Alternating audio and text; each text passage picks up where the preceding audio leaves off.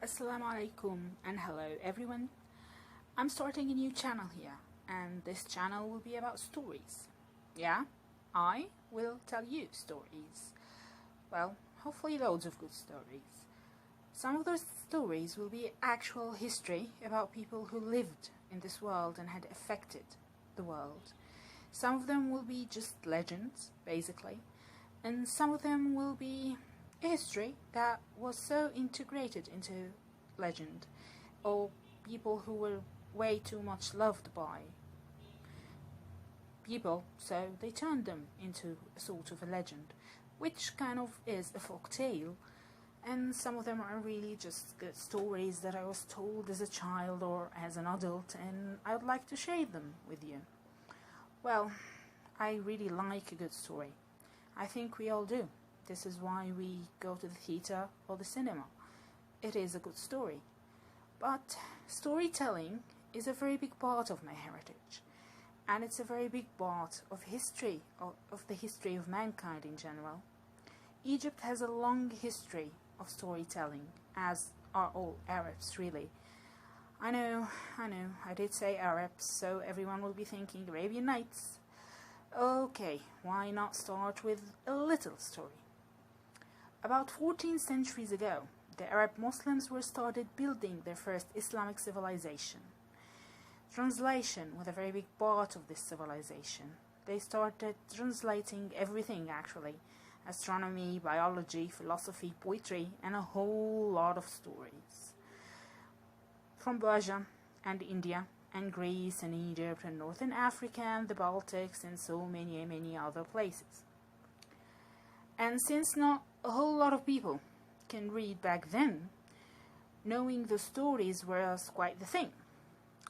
So at night, when everyone had finished working and there was no other entertainment but storytelling or listening to a story, and that's how Arabian Nights was born. At night, around the fire, a storyteller would start his story from Persia, which is modern-day Iran, India, Egypt, Greece, or elsewhere in the world. And so Arabian Nights are not actually written by Arabs, but they are translated, told, and of course affected and molded by Arabs. So it became known as Arabian Nights. Really, we call it the 1001 Nights because it's a lot of stories, but I don't really know if they would take 1,000 nights to tell, but it is its name. The stories told by Arabs in the warm, clear-skied, friendly gathering nights, that's how the legend, basically, of Arabian Nights became known. Well, in Egypt, storytelling has been, and still is, a very big part of our culture. Traditionally, storytelling would be by a storyteller, who is called a rawi. He will almost sing his story. A traditional musical story will be with a traditional musical instrument, which is called the rababa, sometimes accompanied by a mizmar or a nai, of which we see pictures right now, but mostly rababa. Some of the most famous folk stories are still told today using the same traditional way. Some of the stories are about three of the greatest men in our history, really: Zenati Khalifa, Adham al-Shirawi, and the Zahir Babers. Most unfortunately, I cannot tell a story the traditional way, but I think I can tell a story. At least this is what I believe I can do. You will let me know if I'm not doing very well, of course, but please be kind. Well, this is all I want to say right now.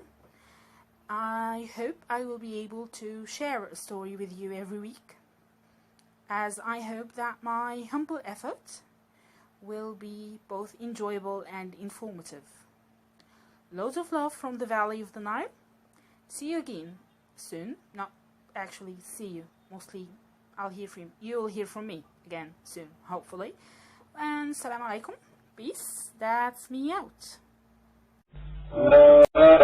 له طيب مدحنا المصطفى، عايزين يتم الصفا، وريني اسمك ايه عشان اذكر اسمك في الافتتاح يا فلان بنظام، وانت ترد عليا في الكلام بكل احترام.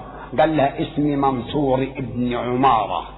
قالت له السرية يا ابن عمارة يا بواب الأمارة افتح للعذارة انت ام الديارة.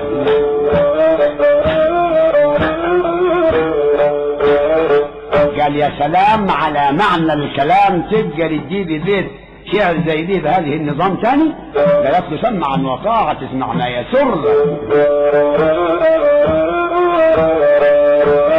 قالت له يا منصور افتح باب السور ندخل بدستور